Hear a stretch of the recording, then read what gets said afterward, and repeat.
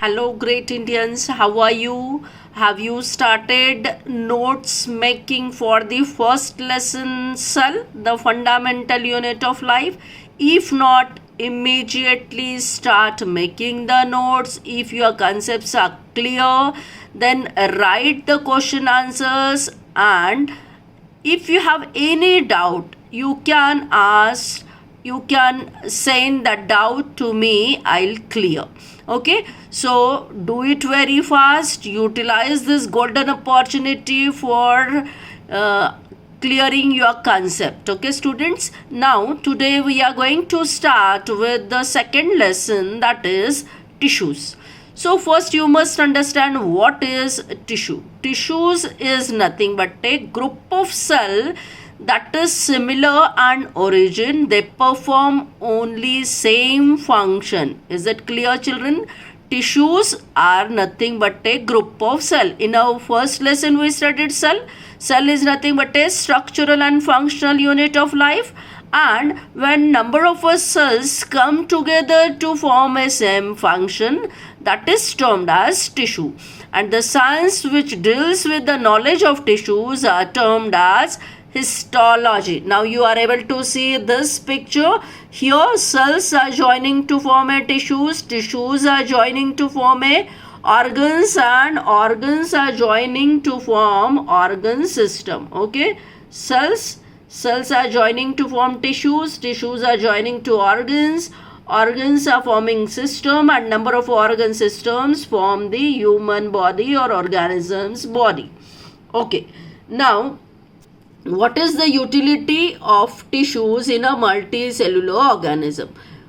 So multicellular organism have a millions of a cell, and each group of cell is called tissues and perform a special function effectively. That is, example, muscle cells, they contract and relax to bring movement. Nerve cell carries the messages from the sensory organ to the brain, or from brain to sensory organ, and blood to all tissues. In plants, vascular tissues, we already studied xylem and phloem. They conduct the water and food from one part of the plant to the other plant. So multicellular organisms show division of labor. Means what? They are doing different types of functions. Okay, now you must understand there are two types of basically tissues, plant tissues and animal tissue. You are able to see on the screen. So animal tissues and plant tissue. Since animals are mobile, so they require more energy, hence more living tissues are required. In plant tissues, plants are stationary, so they do not require much energy, hence more living tissues are not required.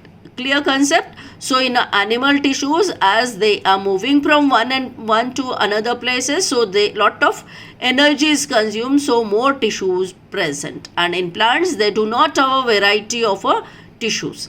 Second parameter for the difference between the animal tissues and plant tissues: animals move from one place to another in search of food and shelter, hence they need more energy and their more tissues are living. In plants, more tissues provide structural strength. Most of these tissues are dead. They provide mechanical strength as easily the living ones and need less maintenance. In a animal tissue, cell growth is uniform, but in a plant tissue, growth is limited to certain region. In the animal tissue, structural organization of organs and organ system is more specialized and complex, whereas in animal plant tissues, structural organization of organs is comparatively less complex.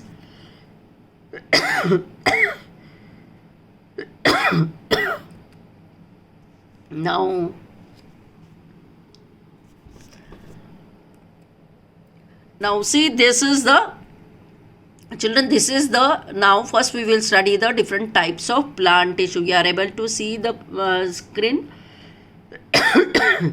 Plant tissues.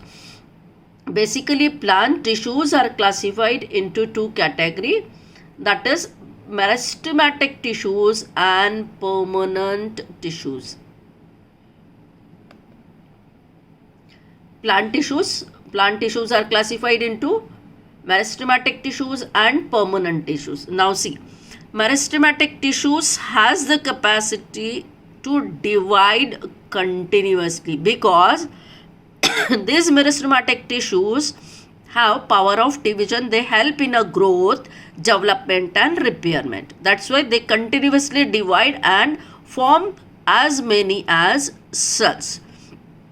And in permanent tissues, mature cells are incapable of cell division. They do not divide, but whatever the cells are produced through meristematic tissues, they are sent to the permanent for performing a specific function. Now, what are the specific functions? You just have a look. Permanent tissues, again, they are of two types: simple permanent tissues and a complex permanent tissue. Simple permanent tissues have the single type of a cell, whereas in a complex permanent tissues, they are the group of tissues, but they perform a similar function. Now you must pay attention on the what are the different types of a simple permanent tissues. So parenchyma, collenchyma and sclerenchyma. These are the three simple permanent tissues, and the complex tissues xylem and phloem. Okay children, pay attention. Now here see, parenchyma and collenchyma also termed as chlorenchyma. Now here complex permanent tissues are again divided into xylem and phloem. Xylem having 4 units and phloem is having 4 units. Now meristematic tissues. Now what are the meristematic tissues? Now see the children, the image or the slide on the screen. Meristematic tissues or meristems have the power to divide. Just now we discussed, that is, meristematic tissues has the capacity to divide or the role divide continuously to produce the cells. So what is their function? They increase in the length as well as in a diameter of the plant, and are they generally found. Now what is the location of meristematic tissues? They generally present on a growing tips. So what are the growing tips? Root tip, leaf tip and shoot tip. Now what are the characteristics of the meristematic tissues? These cells are very active, living and have dense cytoplasm, thin cellulose wall, prominent nuclei and lack vacuoles, as vacuoles provide rigidity. We studied in our first lesson the role of a vacuole. Vacuole provides the rigidity and shape to the cell. Here they already have the compact formation of a cell, so they do not have the vacuole. And they prevent quick cell division. Cells needs a dense cytoplasm and a soft cell. Types of meristematic tissue depending on the location. Now there are 3 types of meristematic tissues. What are the 3 types of meristematic tissues? Apical meristem, intercalary meristem and lateral meristem. So apical meristems, they are growing on the root tip, shoot tip, and the function, they increase in the length and the height of the plant, helps in a primary growth. Now the intercalary meristems, they are present at the basis of leaves or internodes. So what is the function of a intercalary meristem? They increase in the length of organ like leaves and internodes. The last type of a meristematic tissues, that is a lateral meristem. They found in a woody trees and the plants, and their location is on the sides of a stems and roots. They may be cork cambium and a vascular cambium. We will study more detail while doing the practical. Now function of the lateral meristem, that they increase in a diameter. Now see, pay attention. We are studying the meristematic tissues. What is the function of a meristematic tissue? They keep on dividing the cells, only they help in a formation of a cell. Now what is the role, major role in the plant? They help in a growth, development and repair. What are the 3 types of meristematic tissues? apical, intercalary and lateral. So for that you can learn easily the learning tip LE. A stand for apical, L stand for lateral, I stand for intercalary. Okay, and their location, and basically they help in a diameter, increase in a diameter, increase in a length, as well as the repairment. Now here you are able to see the meristematic tissues are present in root tip, shoot tip and leaf tip. Okay, here the picture is given apical meristem at the tip, shoot tip, root tip and leaf tip. So pay attention students, and learn these type of tissues.